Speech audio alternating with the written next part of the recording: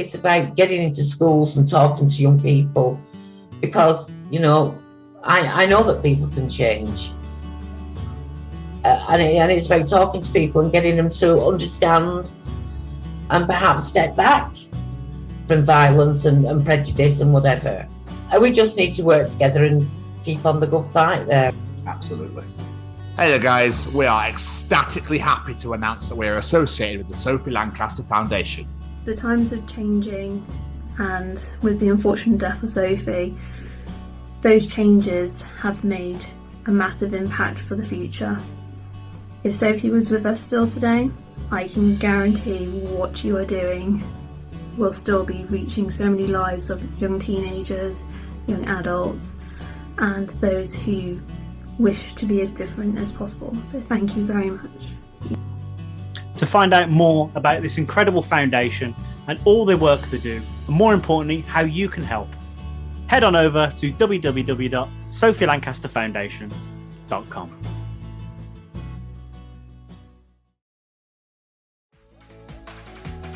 Hey, Jamie, do you like being cozy? I do. And do you like staying cozy? I like that even more. Then just heading over to www.staycozyclothing.com, where you can find hoodies, tees, sweaters, and much, much more. And just enter the Chronicles as one word at checkout to receive 10% off your order. And make sure you follow them on the Instagram at Stay Cozy Clothing to keep up to date with all the new designs. Remember, guys, that's the Chronicles as one word at checkout to receive 10% off your order. And now back to this week's episode. Hey guys, this is John Karabi from pretty much every band but ABBA, and you are listening to the Chronicles of Podcast. Turn it up.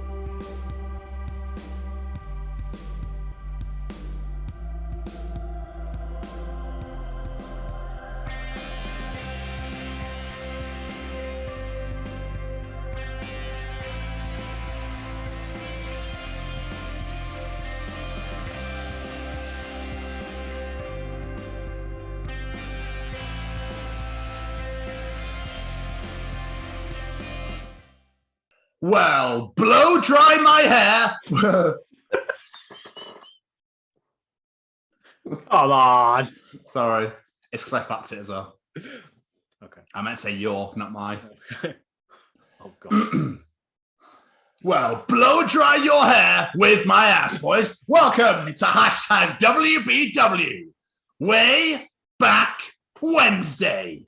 And these are the Chronicles of Acey Slade. Why Acey this week, Jamie? Why Acey this week? Well, Friday, we bring you son of Motorhead legend Phil Campbell. Phil Campbell is a legend. Do you know who else is a legend in the world of rock? Who's that, Jamie? Jett. And today's guest has performed with Joan Jett. He's performed with Wednesday 13 in the Murderdolls. He's performed with the Misfits. He's even had his own bands like Trash Light Vision and Acey Slade and the Dark Party. You guessed it by that last one. It's fucking Acey Slade. Yes. This one was a big one for Jamie. As you can tell by the way he just reacted and almost shit himself. Acey it was funny because you were like, I just remember how excited you were. It's just like, we always get people that you like, so I want people too. It's pretty much how that conversation went down. And Acey was kind enough to be like, of course I'll fucking come on your show with you two absolute bastards. This was momentous for me. Anyone that knows me when I was like 16 years old and that first Murderdolls album came out. Yeah, I was one of the weird goth kids. I had red fishnets on my arms. I had a black shirt, a PVC tie, looking like a bit of a weirdo now that I look back on it. But I don't care because it was awesome in the day. Absolutely. Murderdolls were my jam, baby, as the kids say. Love that album. I never really got into them, though. Never really, just looking at them, I was a bit like, probably a bit too heavy for me. But then again, I like Slipknot, so, maybe I'm a bit of a wanker. But anyway, he also has his own coffee company called Catfight Coffee. Get your fucking hands on that bad boy. Trust me, get your hands on it right now. Go and buy some right now. Go on. And while you're purchasing some Catfight Coffee, Jamie, who sang White Wedding? Murderdolls, or Billy Idol originally. Yeah, not Billy Joel, was it? Not Billy Joel, no. wasn't the Piano Man. Fuck's sake. I forgot about that. It was one of those moments where in my head I was going, it's Billy Idol. It's definitely Billy Idol. So when Billy Joel sang White Wedding and he went, what?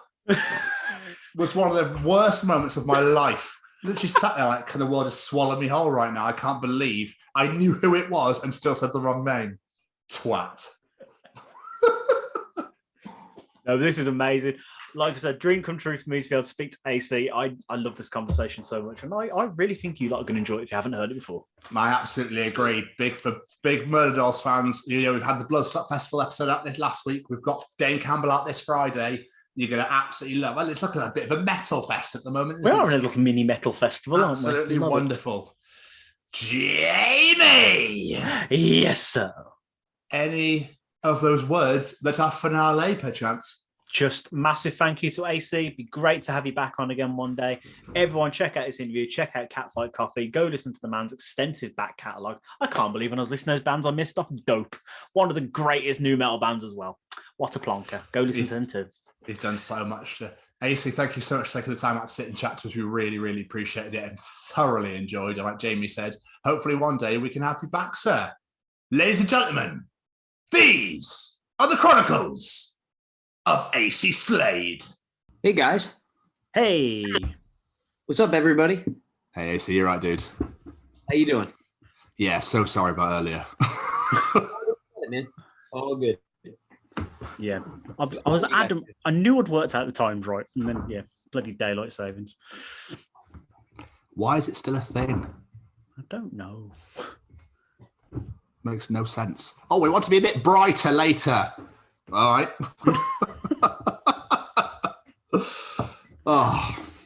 I mean, I know originally it was for farmers or something, but apparently even farmers are kind of like, yeah, well, like I think it was when kids were working on farms, and now we have child labor laws, so they don't really do that. So I think even the farmers were like, yeah, we don't really need to do this anymore. So yeah, it makes no sense. Let's just throw the time back and forth like once a year for no reason whatsoever anymore. To be fair, makes no sense. Totally. What a way to start a show, eh? Oh, wonderful. But yeah, a massive thank you for doing this. This means a lot. Of course, man. Especially to me. Like, I can see that Murderdolls CD behind you, and it's just making me a little bit giddy. I'm not gonna lie. Awesome. That's amazing.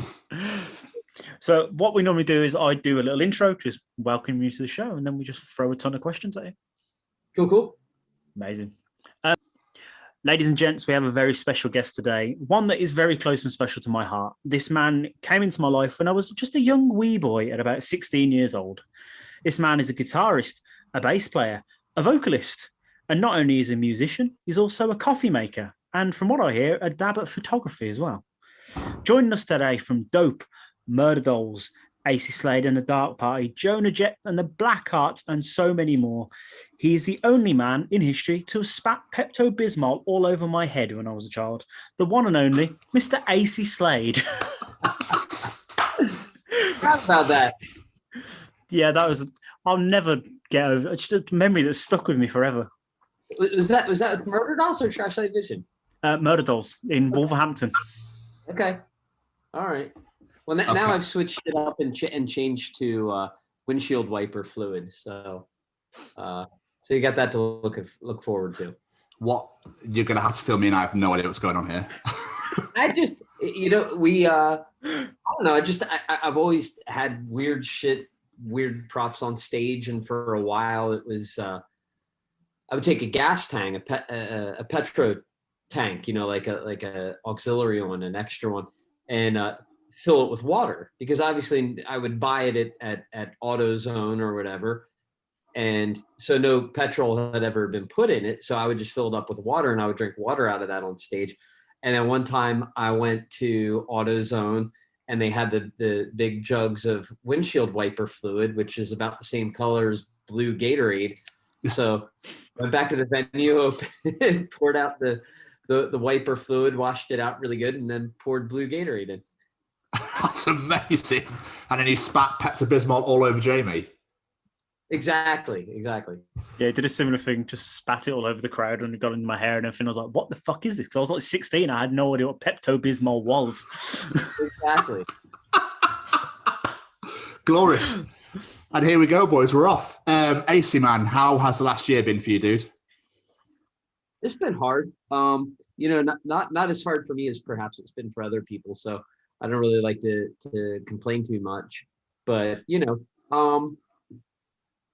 the good thing is we got Catfight Coffee, my coffee company. We got that off the ground and up and running.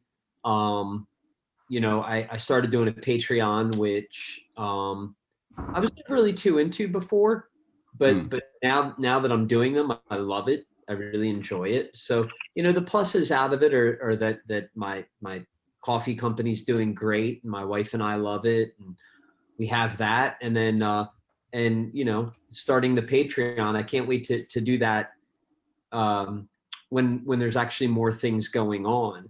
That's going to be a lot of fun. So, those are the good points to it. I've been working on little things here or there, but I don't know. Everybody had different experiences. And honestly, it hasn't been until the past probably month that I realized how fucking depressed I was through this whole thing. Yeah. Yeah. Bless you, dude. I'm so sorry to hear that. It's fucking shit. I mean, I think does the weather have a massive effect? Because obviously when the first lockdown happened, I don't know what it was like in America, but over here, the first lockdown was obviously when the sun was out, everyone got in the gardens or got into parks and stuff, and everyone could exercise, and the sun just lifts moods no matter what. But I think this time around, it's been really shit because obviously the weather's been fucking terrible and it's been freezing cold. Yeah. So yeah, now I think it was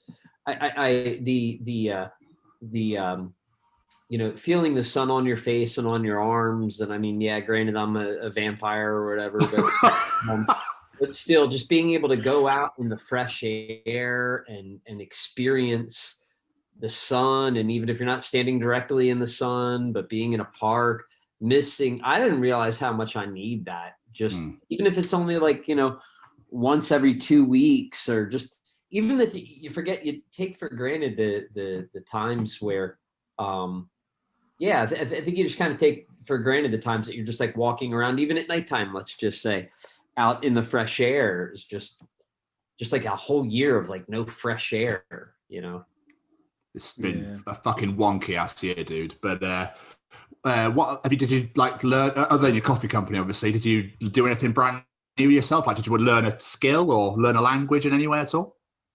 No, dude. It was all putting the coffee company together and binge watching TV shows. I hate to admit it because I'm not even that kind of guy. Like I barely ever watch TV, and a lot of times I'm very unaware of what's going on in pop culture.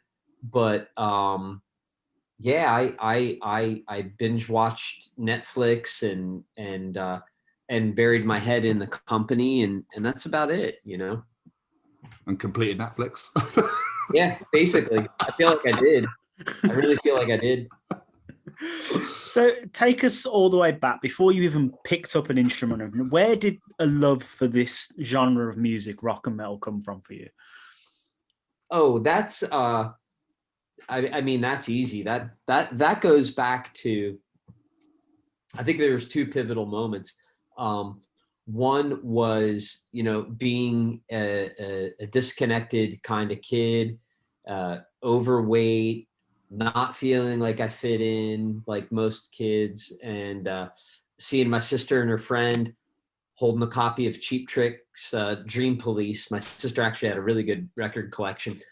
And I was, just feeling bad about myself. And then hearing my sister and her friend talk about how cute the guys were. And my mom walked past and she said, my mom goes, "Those guys aren't even very handsome. You just like them because they have long hair and they're in a band." And I was like, ah. So there's that. And then, I was in the church choir as a kid. I was in this church play, and they had this play where they had like there's the Stations of the Cross, and there's this one scene where they reenact the crucifixion, and they had like fake blood and stuff. And I was like, that's awesome. That's cool. And then I saw Alice Cooper a couple weeks after that, and he had his guillotine and he had all that. And I was like, that's awesome too. And so the theatrics have always played a big part in music to me. I've always, if you want to get people's attention, I don't think you do it just by standing there sounding good. You've got to present something for them to see as well. You don't go listen to a concert, you go see a concert. So yeah. Couldn't agree further with that. My favorite band in the world is Kiss, so it says a lot from how much I agree with you with that one. Oh, absolutely. Yeah. That's amazing. So what was your first band? The earliest band I found of yours was Vampire Love Dolls, but was that your first band, or was there like high school bands and stuff like that? Yeah, there was like high school bands, but nothing that really did much. But Vampire Love Dolls was kind of like the first sort of real band. And that was with Christian Martucci, who's now in Stone Sour, by the way. Oh, that's awesome. I didn't realize that. Damn. Yeah, not a lot of people do, but he and I were very good friends, and still are good friends, actually. He and I were good friends back then, so I'm so proud of him that he's, accomplished what he's accomplished, plays with Corey Taylor's solo band now. And we actually worked on, you can find it on iTunes and Spotify, but I played on one of his songs on his, the last solo EP he put out as well. So. Oh, that's awesome. That's incredible. So obviously with Vampire Love Dolls, you were just a vocalist, weren't you?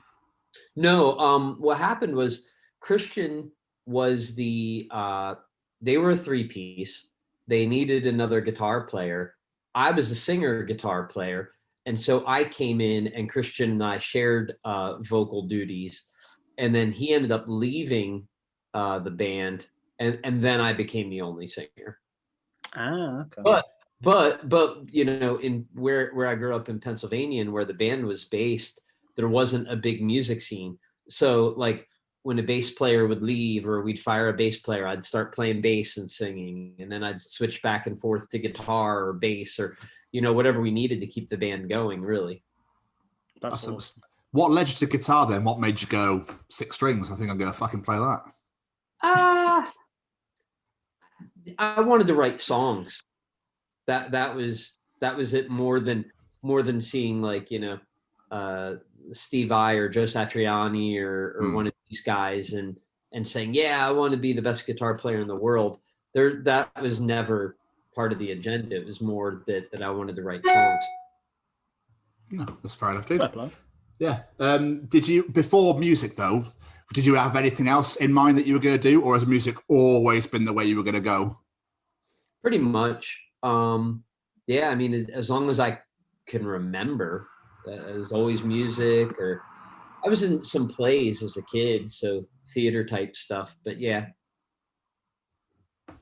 That's awesome. And the fact you've stuck with it and done it and succeeded, that's really fucking cool, because not many people get to live out their childhood dream. Well, but that's why, it's like you stick with it. It's funny. I think that, people's perception of my career is very much like this, that's not the truth, man. It's like this. I mean, dude, I mean, yeah, I've played Madison Square Garden with the Misfits, but probably a year or two before that, I was playing Yardbirds in Grimsby, so it, and that's the truth, I mean, but that's just it, man. You got to hang on, it's like surfing, I guess. Not that I've ever surfed, but it's like, you got to keep waiting for the waves, Yeah, absolutely. I mean, you're a man of many, many, many bands. Joan Jett, the Black Hearts, Vampire Love Dolls, Murderdolls, Dope. You even filled in for Amen for a tour in Japan as well. Yeah, and a US tour too. And so again, sorry. And a US tour. Mm-hmm. Amazing. So how come you've moved around from bands so much? Is just you're being poached by people, or like, we need AC in here, or we need AC over here, and we want to play this over here now? Like, how's that? I'll be honest with you. I wish that my career was the type of thing where I was in one band and just stayed with it, you know. But you know, when I started playing in the Murderdolls, you have to remember one thing. I guess not a lot of people know. When Joey had approached me about playing in the Murderdolls for a long time while I was in Dope, and the timing just never worked out until the album was about to come out and until a tour was in place. Because before that, Slipknot was just such a massive band. It was like, well, yeah, I could fly to Iowa and do a show or two, but what's really the point of that? Yeah. I was focused on Dope because that was my band, and we were writing songs for a second record and all that. And we put out the second record and it kind of bombed, which has nothing to do with the band. You know, that was just how it worked out. And that's when Joey called me up and said, hey, you know, do you want to do this Murderdolls thing? All we're doing, and this is what not a lot of people know, but at that time it was, you know, we're going to do a 3-week European UK tour. We're going to do a 2-week US run and these shows in Japan. And then that's it. That was all that was planned. So I wasn't planning on quitting Dope. Like, it was like, yeah, I'm going to go do this. And then we'll see where we're at. And that's not the way it worked out, man. It ended up blowing up over in the UK and in Europe and in Japan. The tour did so well that the band was there. And so that situation kind of, I didn't like quit one for the other. It's just one took a priority, you know? Oh, okay. Yeah. And then by the time I got done, Dope had found somebody else. So the Amen thing just sort of fell into my lap. We had the same management, and Rich Jones ended up not, you know, wanting to do the tours that they had booked. So I got booked for that. And so, yeah, it's, you know, and even with Joan, it's, you know, it's funny. I would have been okay playing with Joan for the rest of my life, you know, but it didn't necessarily work out that way. I'd be okay playing with, you know, these guys forever, but we're doing 5 shows a year, you know, so it just kind of works out that way, you know. Just a man in demand. That's what you are. I say a man in demand. Like I said, I mean, you know, I would love it if one of these bands that I played in just stayed at the solid space, and to be like, because trust me, I gotta fucking figure out new songs all the time, and get new gear all the time, and double and triple of stuff. It's a luxury problem to have. Don't get me wrong, but still, you know, it's like sometimes when I look at guys that have one gig and they're in one band, and it's like, you don't got to figure out a whole set list in 2 weeks, you know. Yeah, this back cat AC, I need to learn all of it. What? You've got a week. Fuck off. With Amen, I had days. Like, it was like. And Casey, you know, he's so out there. He was like, we'll just learn all of our songs in like 4 days. It was like, I can't, you are out of your mind. So I called up Piggy, and I'm like, dude, what are the songs you guys are actually playing? Like let me know. That's mental. It doesn't surprise me at all, though, from what you hear about Casey Chaos. So it doesn't surprise me at all. So going back to Dope, you're saying the second album wasn't a big, but I remember the first album being huge. Yeah. Like, it was really crazy. How did that get picked up and get so big off that first album? Was it a certain song or? That's more people's perception. So, you know, we were in a really great position where we had a very unique record deal where we were signed to a joint venture deal which never happens. But we did, which basically means that Interscope Records, who was part of Universal, and Sony, we were on Epic, and Sony had to match each other dollar for dollar. So the money that was, every time Interscope spent $10,000, Sony had to spend $10,000. So the promotion that was done on that record was like the equivalent to like a Mariah Carey record. Now, obviously, we didn't sell Mariah Carey type numbers. You know, which to me, like in hindsight, I'm like, the fuck were you guys thinking? Like, why would you spend that much money on a band that's single is called Everything Sucks? You know, it's not called like, you know, Popsicles and Rainbows. I bet that would have been a banger as well, though. Let's be honest. Exactly. But what I love about their first album, and as I've got here, I need to ask this question, and this isn't a dig at all because it's a great song. Sure. The fuck the Police cover? Why? It's such a random song to cover for a metal band. I'm so glad we don't do it now.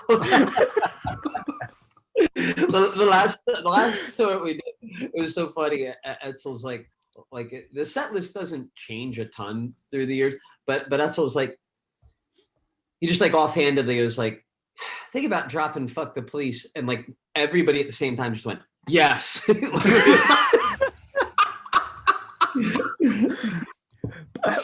Whose idea was that? Well, I mean, you got to put it in context, though. So to be fair, Dope wasn't a rap rock band, but, we were signed to Flip Records, which was part of the whole Limp Bizkit thing. Fred Durst was a part of that. And you do have to remember, too, that the band was started by Etzel and Simon, and they were selling drugs to finance the band when the band started. So, whoa! So the whole, which is exactly what the gangster rap bands were doing back in the day. That's how they financed their demos, selling drugs. So Dope was doing the exact same thing, and that was the reason for that cover. Was there was a bit of solidarity there, and also knowing that there were, it might help us career-wise a little bit. Although it got really weird because I remember. I forgot about this. We did shows where police are like, you can't play that song tonight. Literally, they're like, you can't play that song tonight. And it depended on how they approached it with us. If they kind of talked to us like, hey man, like we're cool with you guys. We're here to make sure nobody gets hurt. Can you please not play the song? We'd be like, all right, like I can get that. And then if it was like, if they came in strong about it and throwing their dicks around, we're like, well, fuck you, we're playing it. First and all night. Yeah. On loop, on repeat. Yeah. But talking of covers, just quickly, that White Wedding cover, Murderdolls, is just incredible. Incredible. Oh. I love that when Billy Joel released it. Billy Idol. Billy Idol. It's Billy. I was going to say Billy Idol. Where's Billy Joel? Where's Billy Joel come from? Who's that? Piano Man. It's a Piano Man, yeah. I was going to say, I doubted myself. That's what happened. I was going to say Billy Idol. I was like, that's Billy Joel. That's Billy Idol. No, fuck it. I'm going with that one. Bollocks, I got it wrong. But seriously, when I was a child, my dad used to play that on repeat all the time. And I fucking love that song. And to hear it done like metal, it was just beautiful. Absolutely beautiful. I met Billy about 2 years ago. He was at a show that we were doing, and he was live streaming the show from side stage. And it was a show where all cell phones were banned, and we're playing, and I'm playing, and I look over, and I'm like, "The fuck is that guy live? He's not supposed to be doing that. It's not my band." So I'm kind of like, well, whatever. But I'm like, that's not supposed to be doing that. So I go back and I tell one of the PAs, one of the personal assistants, I'm like, hey, there's somebody over there live streaming. And like, dude, take a look. And I look, and it's Billy Idol. And I'm like, all right, I'm not going to call Billy Idol. Yeah. So after the show, I spoke to him. I'm like, hey, just so you know, I'm like, I play in the Murderdolls, and we did that white wedding cover. He's like, oh, thanks, mate. And I'm like, yeah, I figure, we probably paid for a couple tires on your Lamborghini. We probably didn't buy a brand new one. He's like, you might have even bought me all four, mate.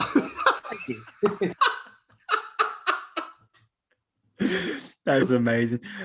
So you mentioned like you going into the Murderdolls, but you weren't with the band when they first started. Obviously, Tripp was in the band. Well, I got him into the band. Okay. Indirect. So Bill. So what happened was Joey originally spoke to me about being in the band with Dizzy Drastic when it was the Rejects. And like I said, we were writing that second Dope record, and I had a lot of songs on the album. Tripp didn't. And Joey's like, hey, do you want to, be a part of this? And I was like, I feel like it's in my best interest to stay where I'm at, to make sure that my songs get on the record. And Tripp isn't really a songwriter, so he didn't really have as much interest in it. So I was like, well, how about you guys, sort of try and see it work. So yeah. So obviously they recorded the original. Wasn't it just Joey and Wednesday that recorded the original album? They did all of it together, didn't they? Yeah. Yeah. So I must have seen Murderdolls like 7 times, if not more. I've met you 3 times. Obviously, but I was a lot younger. You don't remember me, but so it felt like you perfect fit in that band, and it was like so much fun. I was always gutted we never got a second album from that original lineup. What caused it to go away? I don't really know, but I mean, I do know that was right around the time I started working with Joan Jett. And so it really kind of worked out for me. But I don't know. I think, if I were to guess, and this is just me guessing, I think that Joey, he wanted, and again, this is just my guess, but I think that Joey saw Corey doing Stone Sour and being the focus of Stone Sour. Even though it was called Stone Sour, it kind of could have just been called Corey Taylor for all intents and purposes. And I think that Joey, I don't think that he thought that the Murderdolls would become the band that it became. You know what I mean? Like we were a circus. It's like you had huge. Ben Gray. Yeah. But I mean, as far as the characters in the band, you had Ben, who is like 6'6", fucking anorexic and like just crazy looking. And then you had Eric, who looked like Nikki Sixx, and it became, it became less about Joey and more about the band. And I think that he wanted to simplify things and just make it his thing. Oh, okay. Because like I say, it was a phenomenon. Like, you were so huge. That's why it always baffled me there was no second album. Yeah. Well, that's what I mean. I'm actually working on a book right now that kind of captures a lot of that. Ooh. And so that is the thing that I feel like makes for a very interesting story. You're right. It was like the band wasn't supposed to happen. And then all of a sudden, in spite of itself, it happened. And it seemed like the dumber shit we did, the crazier things got, the more momentum the whole thing gained, and we never expected it to become as popular as it became. And in fact, at one point, even our label was like, yeah, we don't think this thing is really going to take off. There's not really a market for it. We're not going to really spend any money on it. And to Joey's credit, he threw around his weight that he had from Slipknot and was like, no, like I want to do this. Like, let's make this happen. Let's push this for a little bit. And it seemed like the more pushback Joey got, the more invested he became in it. And just within the band, it was like the more pushback we got from people around us, the more we pushed even harder back. So it was always weird to me how like members were in different bands, because obviously back then I was quite young. So seeing Joey and Murderdolls and like Corey and Stone Sour and stuff like that, but they're Slipknot. How are they managing to do that as well? Because I know like the Blink-182 boys did it as well, where they split up and started doing other bands. I'm just going, what is going on? I thought that if you were in a band, that was it. You're either in that or you're in that one. It's like there was you couldn't do both, sort of thing. Just something I noticed. That's all. But you were saying about the crazy days of the Murderdolls. Like, didn't you get kicked off a tour with Iron Maiden for being? Yeah. I just remember that as we were talking then. Yeah, that was a pretty crazy night. We just I mean, yeah, I think that the thing that made that band unique, I don't know if we could do that type of band now. I mean, it was everything that a crazy, stupid rock and roll band is supposed to be. And I mean, I feel kind of, maybe it's pretentious of me to say this, but I feel like we were the last of those types of bands in a way, And so, yeah, I mean, we got thrown off the Maiden tour, fights with Danny Filth, and all those things. I mean, he probably deserved it, let's be honest. He did. I think I remember hearing about it. Wasn't that like the Metal Hammer Awards or something? Yeah. I thought, yeah, I was at that event. I remember that. I remember hearing about that. That's amazing. That's So, insane. but before we come on to this, me and Tom were talking about stuff like, and we were talking about Dawsons Creek. And the Murderdolls were on that. We're like, how does that even happen? But I don't. That's actually a really good question because we didn't really. That's usually something a band that has like some juice, if you know what I mean, like has something going on, does. And at the time that we did that, we didn't have any. We didn't really have anything going on at the time. So, and our manager, the only band that he managed was us. So that's a good question. I'm not exactly sure how that happened, but it did. Yeah, it's like it's a teenage heartthrob TV series. What do we need? We need the Murderdolls, guys. That's what we need. We need the Murderdolls to play. And I mean, we I mean, I guess it was the Halloween episode. Yeah. And I don't know. That you're right though. That's a good question. We shouldn't have been there, but that was we kind of had a knack for finding ourselves in places we weren't supposed to be. So. Still to this day, the only episode of Dawsons Creek I've ever watched. That's how big of a fan I was. I was like, Murderdolls on it. I'm going to watch that one. So, was it straight after Murderdolls that Trash Light Vision happened? Yes, that's correct. Mm-hmm. Yeah, that album is wonderful. It's so good. I was listening to it earlier. I haven't listened to it in years, and it's so good. So, was there plans to do more than just that one album? Yeah, we it's such a bummer. We did everything that we did with that band. We did ourselves. Everything was very DIY, and the first record did okay. But the second record, it was a really weird time in the music industry. Nobody knew what was happening as far as downloading and how to make how can this business make money. And I mean that in the business sense of like a business has to have money in it. It has to have gas in the tank. I don't mean that like in a how can we afford our Ferraris and shit like that. It's more like how can we fund touring? How can we fund this? There was talks of bands signing really bad deals back then, which were called 360 deals, where the record company put your record out, but then they took your touring money and they took your publishing and they took your merchandising. They took everything at that time. And there was a lot of bands signing those deals. And we did our first record. We were demoing our second record, and one record company went out of business. So we were licensing the record in different territories, which was a strategy at the time. In hindsight, it probably wasn't the best idea, but it was a strategy that people were trying. So you would license the record to a record company in the US, one in Europe, one in Asia. That was the strategy that we had. But the problem with that was that when one record company went out of business, it then meant that we were a third short of what we needed to complete the goal of recording the record and everything.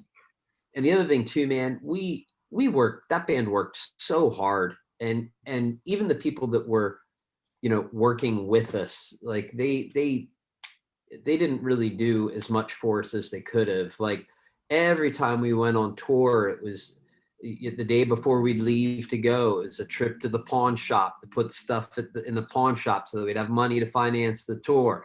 And we get home and we go and get the stuff out of pawn shops, stuff like that. And we did that for 3 years. And so it was one of those things where the light at the end of the tunnel was going to be that second record. And when that light went out, everybody kind of scattered, unfortunately. It is a shame because it's such a good album. Thank you. It's funny because one of the ideas I kick around, I guess I'm at a place now where after doing this for 20 years, I have a lot of assets, so to speak. And one of the, it's like, I kind of try to think about like, well, what do I want to do? Like what I still write my own stuff kind of, but there was supposed to be a second Trash Light Vision record. Should I maybe like record that stuff, or should I maybe record one of those records that's like a career spanning thing where it's a rework of everything? Maybe I should do an acoustic record. I don't know. Like I get a little overwhelmed sometimes with all the opportunities of things to do, you know. I imagine you're one of those people that's just got so many songs written, ready demos, just sat there, just waiting for something to do with them. Believe it or not lately. You know what I have a tendency to do? I guess I put a lot to the side. You know what I mean? Like you always like to write more than you need. But the thing is that I never look back. So it's like, I'm not like going back and digging through old ideas. I've just constantly got new ones coming in. So I always feel like I don't have a surplus of ideas, but that's not the reality. You're right. I've always got a ton I could look back at, but I'm always more interested in creating from scratch. Yeah, I was going to say, do you go back to them and go, oh, that's shit now? Nope, don't like that anymore. You know, I should change that. I'll change this around. There's all that sort of thing. Yeah, everything I go back and re-listen to, I hate. So, how fun or not fun are music videos to make? Did you enjoy them, or are you not a fan? Music videos? Yeah. Yeah, the only one that I've done that was fun was the White Wedding one, which is a glorious video. Yeah, it's a great video. I use that out of all the processes in music. That one I like the least because it's like you got to put for like 30 seconds. You got to put on like you're putting on a show, and you got to give it your all. And then all of a sudden, for some reason, unbeknownst to yourself, they go, "Okay, cut," and nobody claps and nobody says anything. Like, well, what was that all about? And they're like, "Well, we got enough for that shot." I'm like, all right. It's not until you see the final product that you're like, cool, all right, yeah, that's it. I can imagine that's quite weird, actually. But just like you know, you're so used to playing in front of like people and stuff, and then you're like, done, and then just nothing. Yes, it's so surreal. And it's really, really long days because they pack as much into one location in one day as they can. So yeah, that's my least favorite part to be in the process of. But I still love seeing them in the end, you know. I think that's mental for something that's 3 or 4 minutes long every time. It's just crazy to think it takes like a day or two or even longer than that. Yeah. But it's awesome how inexpensive they've become. Like that's really the cool part. I mean, I think when we did that Dope Everything Sucks video, I think that the budget for that was like $200,000 or something.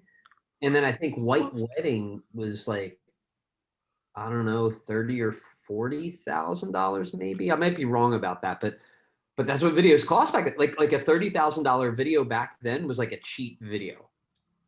That's mental. That is mental. My God. So it's like you were saying earlier, it's crazy. You were saying you know your career's gone up and down, but you've constantly been busy. Yeah. Which is awesome. And obviously you've released more solo music as well with the Dark Party, which again I was listening to earlier. I haven't listened to that in quite some time. I absolutely love She Brings Down the Moon. It's such a good song. So it's a very different sound though to other stuff you've done. What was it?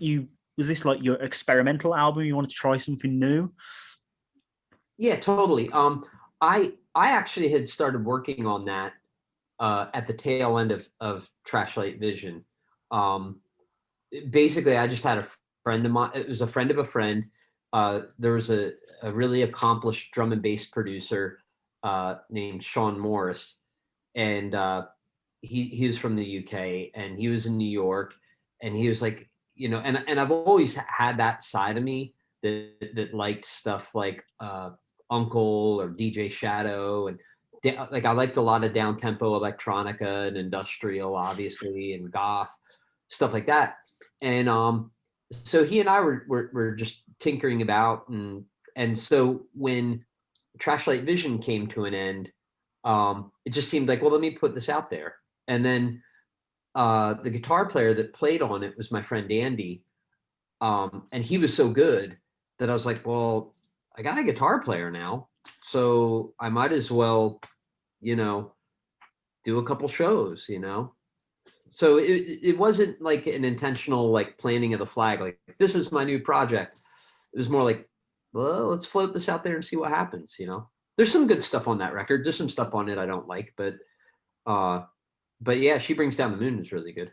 It's a really good song, and I thought you were very brave of that album as well, because you covered a song that it's generally known people shouldn't cover this song. It's a sacred song in the world of rock. Like in your cover of She Sells Sanctuary. I say you can't say that bloody name. She Sells Sanctuary. There we go. But it's so good. It's a really good cover of it, and it's But fair play. I always felt you were really brave for doing that. Thank you. I don't know. It's funny. I was just reading a review of a Dark Party show, and from a long time ago, and obviously, and the person doing the review said the same thing. So that was really nice, you know. But I think that the best compliment though had to be I've met Ian Astbury a couple times over the years, and one night I was reintroduced to him. He hadn't remembered we'd met before, which is totally okay. But I was reintroduced, and I was just like dressed normal. And my friend's like, "Oh, this is my friend Acey." And he comes out and he looks up at me. He's a little short. He looks up and, "Whoa, dude, you look like a vampire." And I was like, "Dude, that Ian Astbury just told me I look like a vampire, and I'm not even dressed up right now." I'm like, that is the best compliment I can take to my grave. That's amazing. So obviously you've done a bunch of touring with bands as well, you know, not just like the bands you've done, like we mentioned earlier, Tom mentioned Amen and stuff like that, but obviously you joined back with Wednesday for a tour as well, didn't you? Yeah. That was on his Skeletor tour. Mm-hmm. Which is such a good album as well. Fair play. Yeah, it is. It's a cracking album. That must have been so much fun to like a little mini reunion sort of, because wasn't Eric on that tour as well? No, it was that the other tour? It was Jason Trioxin, Nate Manor, and Johnny Chops. Okay. Because I know Eric rejoined him for a tour as well. I wasn't sure if it was the same one. That was right before. Mm-hmm. Do you miss gigs, shows, playing at the moment live? So bad. I bet it's killing you, isn't it? Yeah. Not that I meant to bring it up. I'm so sorry to bring it up. You know, do you remember when you used to do that thing you love doing? No, I mean, you know, we're starting to get the whispers of things happening for the end of summer and fall. So I'm hoping that's going to happen. You know, everything is crossed for you, man. Everything. Yeah, and even now it's like there's talks of stuff for 2022, and it's like you're fucking kidding me, man. It's only 2021, you know. Well, you know. At least they're being proactive, I guess. What's that? At least they're being proactive, I guess. Yeah. But obviously, as well, touring is you reunited with Dope when you did the reunion tours with that, along with Static X. How was that? That must have been really good fun to get back with that like first band you made it with. Oh, that was cool. That was really fun. You know, the first thing we did was we went to I think the first thing we did was going to Russia, which oddly I'd never played Russia before, which was amazing. I'm not exactly sure why, but it was one of those things where somehow or another, Dope has a pretty big following in Russia that we kind of never knew about. And they're young, and it was crazy. Like we showed up at this show, and there's all these young kids waiting outside, and we're like, "Well, what band are they waiting for?" Like, but we're a bunch of old guys here, you know. And they were there for us, and so that was awesome. It was great to have that experience going over to Russia and the Ukraine, and then it was cool, very cool. What's Russia like? Because obviously they're a very private country. Yeah, I love it there. I love it. You know, it's they are private, but I feel like I don't know. They're I guess they're also kind of mysterious in that, you know, they're very big on arts from what I can tell. This is just my observation. I mean, it seems like they're very big on the arts, yet at the same time, it's like they're not really big on people walking around looking weird like we do. And I find that kind of interesting, but the fans are great. It doesn't seem like they and this is similar. The UK is this way a little bit too. It's more in America where you find that there's an age bracket for music. You know what I mean? Where it's like kids that are in their 20s probably don't listen to Dope or the Murderdolls. Some do, you know. Whereas I feel like in other countries, people are like, well, what's it matter when it came out or how old the players are or anything like that. Other places are a bit more, you listen to it and you like it, you know. I mean, I've kind of always felt that way, that like, you know, if it's got a loud guitar in it and it's got some, you know, piss and vinegar in it, doesn't matter what year it came out. You know? That's so true, though. I've never thought of it that way, actually. Yeah. Looks like most of the bands I listen to are from way before my years. So I get that completely. But good music is good music at the end of the day, regardless of when it comes out. Yeah, I mean, I remember the first time going to download, and this is like a good example. Like you'd see kids with a jacket with patches on it, and they would have Green Day and Slipknot and Slayer. And like in the States, it's like, no, like you only like thrash metal. And if you only like thrash metal, you probably don't like Slipknot because they're way too popular, you know, and dumb shit like that. You know? I think it's changing a bit, you know. I've never got that mentality, but it is over here as well. I've known plenty of people like that, but I've never got it. Yeah. It's crazy because I never really think like, you know, someone loves Green Day. It's like, well, you obviously love Green Day, you obviously love Blink-182, but you can't like Slipknot, and you can't like Slayer, and you can't like Korn because you know you like punk. You're obviously that's my, because I listen to metal, rock, but that's to country, which is like the complete other fucking end of the scale. And I like some dance music as well. What's going on? What's the matter with me? Eh?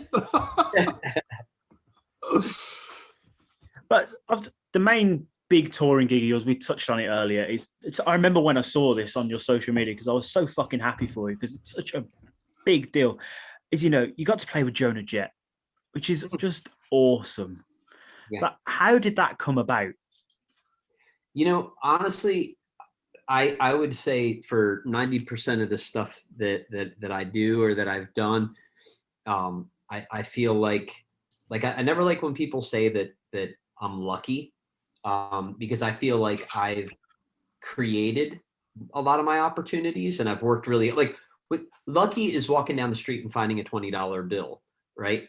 That didn't happen to like that's not the way that it is. I mean, the sacrifices that I've had to make to do the things that I've done are pretty great. So I don't like that word lucky.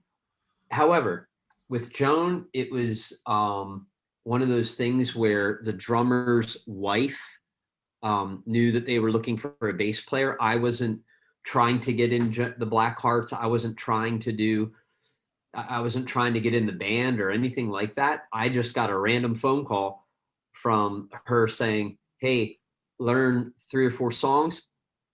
If you nail it by Wednesday, you're going to Australia with Joan next week. So that really fell out of the sky into my lap. That's amazing. That's incredible. Yeah. I was expecting to be a case of, they were touring. I thought, you know, I've got nothing else on. Let's audition. But no, just want to go on tour. Okay, sorted. I was very lucky for that. Mm-hmm.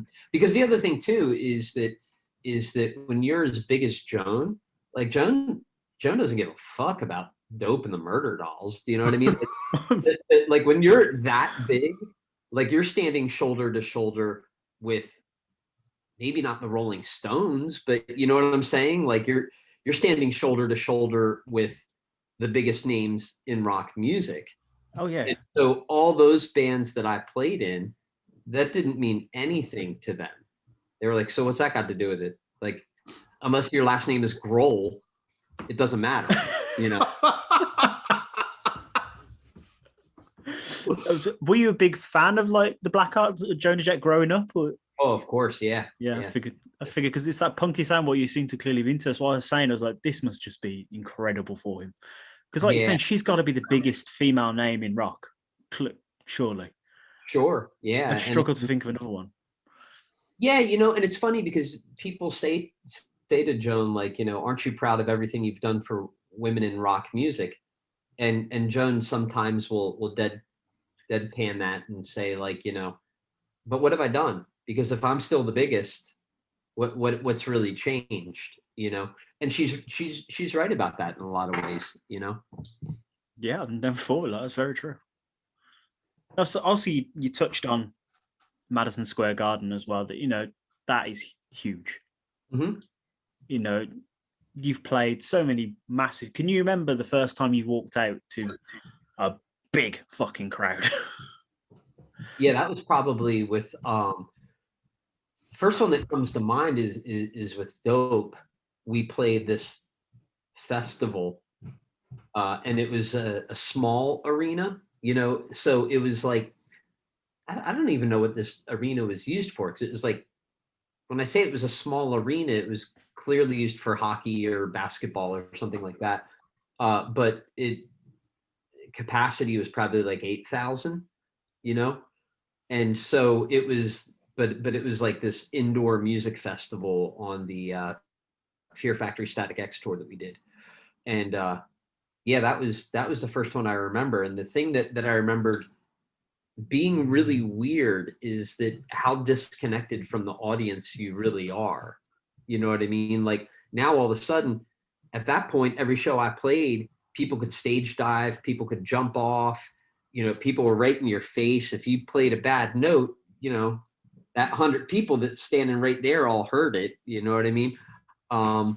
And so that's why those shows are so important. That's how you cut your teeth. That's how you get your gumption, you know? And I remember doing that show and being like, I almost felt like did they really hear the show? Like it just, the interaction between the crowd was more disconnected than I was used to. So yeah, that was kind of weird. Was it? Did you sort of have that feeling as like, are all these people here to hear me and my band? That's really fucking crazy. Was it like a nervous feeling? I mean, we were first on the bill, first or second on the bill. So I was still pretty aware that like they're not here to see me. And even with Joan, it's like, you know, playing with Joan, they're not there to see me. They're there to see Joan, you know. So, and there's, you know, it takes the pressure off of you a little bit, you know. Yeah, I get what you're saying. You know, imagine that does, if you keep yourself leveled, you know, it does take the nerves off. Sure. And the thing pressure. is, you gotta remember is that like when I'm a side guy, my job is to create something for whoever the primary members of the band are, so that they feel comfortable enough that they can cut loose. So I kind of can't afford to make it about me, and I can't really afford to get like amped up in that way. Like I got to look at it more like, okay, am I hearing the drummer? Is everything cool? Like I really have to think of it as almost like directing a play or something. I don't know, yeah, I have to be a foundation for others so that they can really get off, if that makes any sense. That's really cool. That's a really cool way of looking at it. I like that. So what other music projects are you working on at the minute, or have you got coming up, I should say? Dude, I'm working on a million that I can't talk about, and it's driving me fucking nuts. Oh, that's no fun. Drive me insane. We deserve an exclusive. I'm joking. Can't talk about any of them. God damn it. That's fair enough, dude. Okay, we'll do this instead. Not until shows are start being announced. So I'm working on a ton of stuff. It's so frustrating because like everybody has different strategies right now for music. And, you know, so for example, Dope, the strategy that Dope has is to take off all of 2021, right? Let everybody else go out, let the crowds, like even if everybody comes rushing back in, that's not an accurate representation of things returning to normal. You know what I'm saying? Yeah. Like that's a spike. And you know, the type of music that we all love is kind of an underground thing. And so the concern that some people have with some of these bands is that it's like, okay, well, if you're local, where are you guys based out of? What town are you guys in? I'm in Birmingham, England. I'm in Cardiff, Wales. Oh, okay. So I mean, I'm trying to think, like, you guys know Nottingham Rock City? Yes. Yeah. Been there many times. Okay, so like if Nottingham Rock City usually has 2 or 3 metal shows a week, which is a lot. Well, once everything returns to normal, they're gonna have like 6 a week. Yeah. And now that means everybody's got to decide like, well, what am I going to do with my money? Am I going to, which shows am I going to see? So if your band can normally bring in 1,000 people, maybe now all of a sudden you're bringing in 500, which means next year or 2 years from now, when everything returns to normal, Nottingham Rock City, bad example, because I don't know this about them. They're awesome dudes, but the venue can go, well, you guys used to bring 1,000 people, but last time you were here, you only brought 500. So now we got to pay. Now we're going to pay you less. So that's one theory that people have, is that you can kind of, you know, our music, some of these bands might kind of cannibalize each other by going out too soon, if that makes any sense. And then other people are like, let's be the first ones out of the gate. Let's be the first ones to really go for it. And unfortunately, until we know exactly what's going on, can't really talk about anything. No, that's fair enough, dude. So I'll take a quick left turn. Why? So obviously you've got your own coffee company, as you mentioned right at the beginning of the episode of the show. Why did you call it Catfight? Just out of curiosity.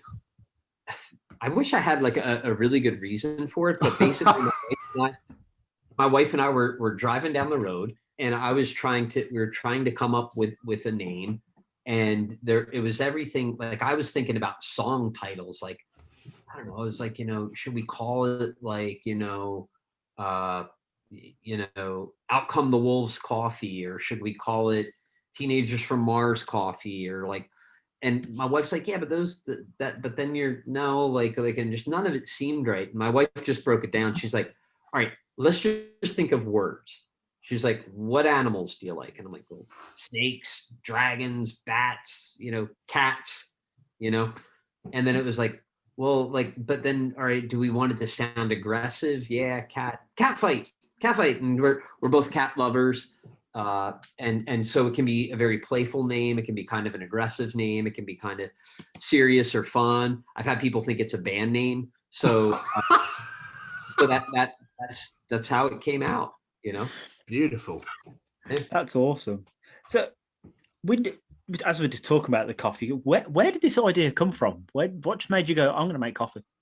Well, when I was touring with Joan, do you guys have the app Yelp over there in the UK?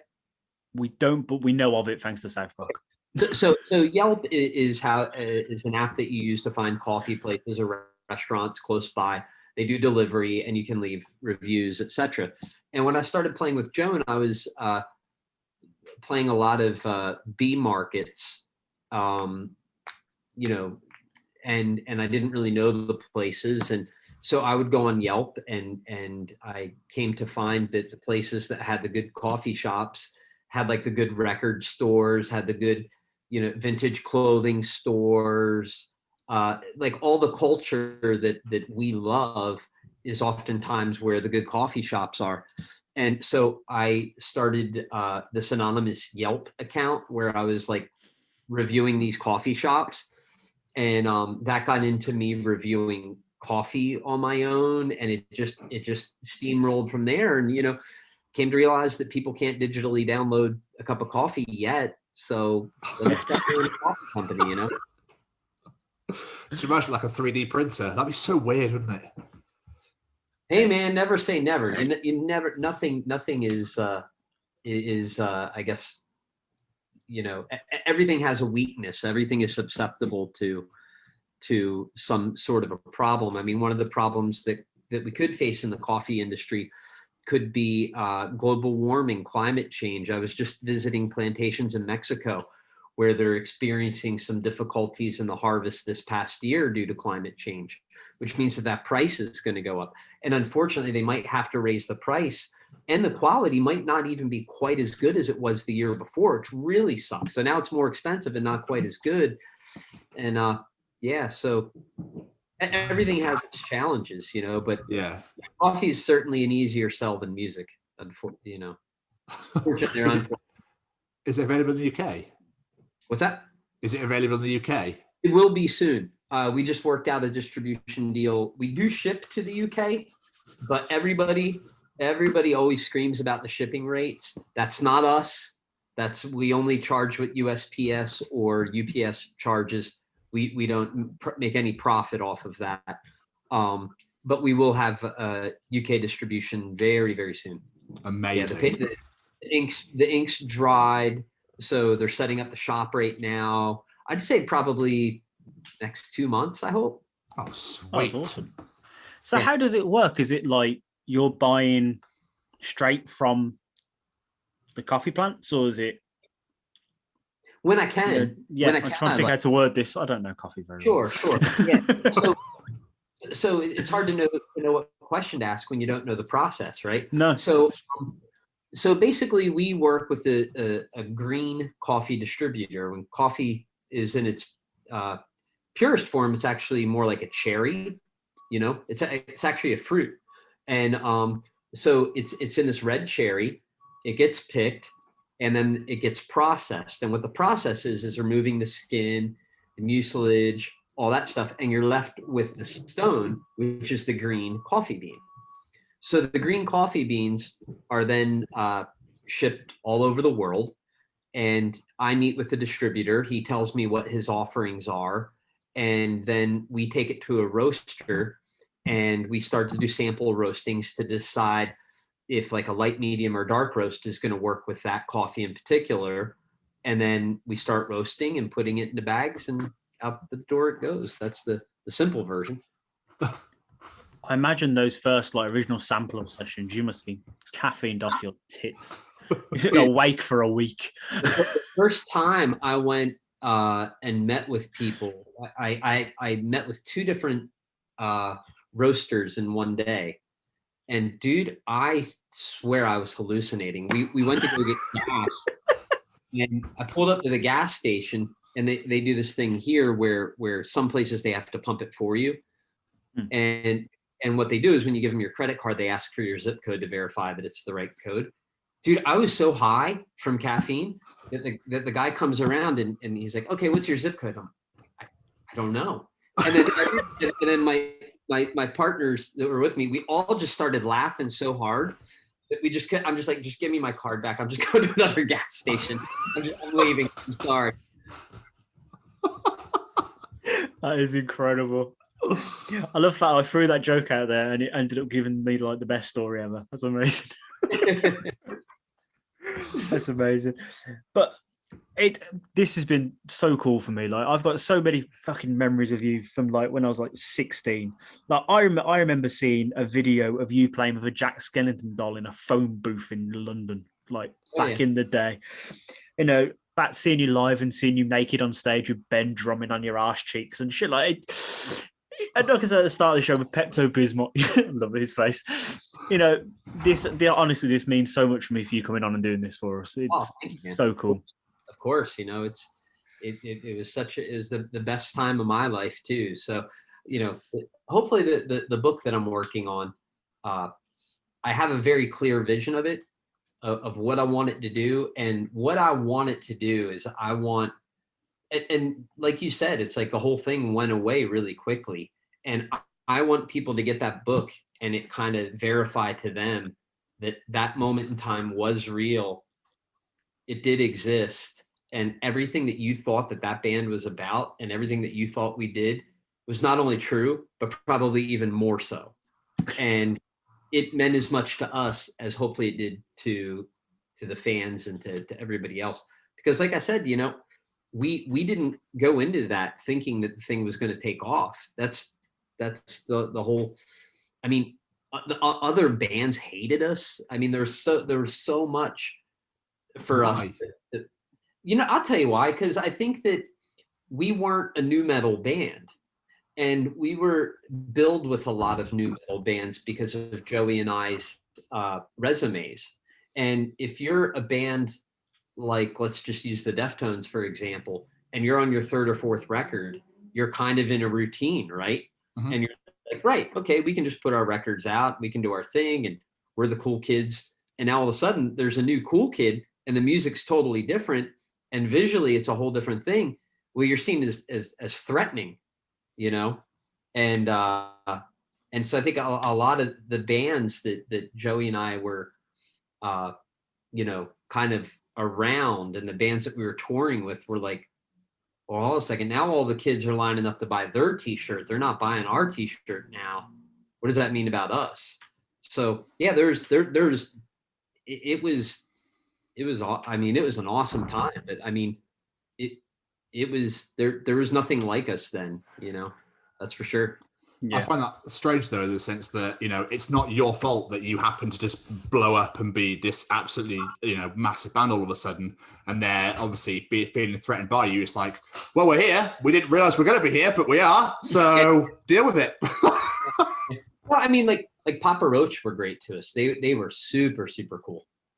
Nothing but love for those guys, man. They were great. And you're right. They were a bit more like cool. And to their credit, I mean, God, talk about a band that has just kept going and never stops and is just so consistent. I remember I saw them, they were just kind of off my radar for a couple of years, and I saw them at a festival a couple of years ago, and I was like, oh yeah, I'll go watch their set. I wonder how they'll do. Dude, that is not a band that you want to go on after, because they've just continued to put like these. Obviously, they haven't had anything as big as Last Resort. Excuse me. But they've still had a lot of big songs. Yeah. When you have a catalog as rich as theirs and as thick as theirs and as consistent as theirs, you could just pick bangers out and do they can just do a 40-minute set of nothing but bangers, and poof, they don't leave much meat on the bone, you know? Yeah. So, you know, lots of Papa Roach. Tom, have you got any more questions before we wrap this up? One more. As Acey man, did you ever think that life would go the way it has? Did you ever think you'd be where you are today? No, never at all. You know, when I was pretty ambitious when I started playing music. Like I thought, all right, I want to be at least as big as. I was always kind of paying attention to the business side of things. And I was always like, if I can at least get to the position of one of these bands that puts out like 1 or 2 records and then goes away, because that unfortunately is what happens sometimes. And if I could just tour the world once, I'd be all right with that. You know what I mean? And to still be here doing it. And today's my 23rd anniversary of being sober. So I've been sober this whole time. Massive congratulations. Yes, massive. Yeah, I meant to well say done. that at the start. Massive congratulations on that. Thank you. And I never, you know, I thought I would have made more money, but all right, you know, that's okay. No, that's awesome. But before we get out of here, we like to play a little game of our guests done where it's nothing too tedious. We call it the quick fire round. We just fire some questions at you and you have to answer them as quick as you possibly can. Simple as that. You got it. Question number 1. Favorite chocolate or candy? Nutella. Oh, good answer. Favorite cartoon when you were growing up? Scooby-Doo. Great answer again. Favorite pizza topping? Pepperoni. Oh, look at you go. First concert you ever went to? Iron Maiden and Twisted Sister. Oh, Beautiful. advice you would give to a younger version of yourself? Wow. Advice I would give to a younger version of myself. Hang in there, it gets better. Because being young sucks. Sometimes. And last but not least, sometimes, but and last but not least, who would play you in the movie of your life? Well, are we talking about like? I mean, obviously, I'd want like Johnny Depp to play me, but that's a bit ambitious. I would probably say, you know, I get Kevin Bacon sometimes. I get David Spade sometimes. So maybe one of those guys would be available. It'd probably have to be somebody who's kind of cheap, I'd imagine. Yeah. We'll just go with Depp. Why not? Shoot for the stars. Somebody who has not worked for a long time. I got to ask my friend who's an expert. We'd have to ask Wednesday, because it'd have to be somebody who just does like B and C movies, you know? Yeah, he's definitely the man to ask about that. Yeah. But Acey, this has been amazing, man. Like I said, I massively appreciate you doing this for us. Of course. And Yeah, Thank again, you guys. sorry about the mix-up earlier at the time. Oh no, don't worry about it. I as soon as you said it, I was like, yeah, of course, so all good. It's man, appreciate it so much. Thank you so much for taking your time out to come And, sit with and us. let me know where it's posted and when it's posted so that I can repost and reshare and all that jazz. Massively appreciate it. Couple of weeks on Wednesday. It's normally every Wednesday we release the show, so I think it's in a couple of weeks' time. Yeah. Cool. All right, guys. Best of luck. Thanks, man. Take care. Thank you very much, my friend. Have a great day. You too, buddy. Cheers. Bye-bye. Bye. Hey there, I'm Frank Guglielmelli, and I'm the narrator for the audio drama Feed, featuring such audio dramas as Bounty Hunters, Marty and Mars, Val Toby, and so much more. You can find all of these wonderful programs on Spotify or wherever you listen to podcasts. Or you can go to our website at www.audiodramafeed.com. We are thrilled to be affiliated with the Chronicles of Podcast with Tom and Jamie.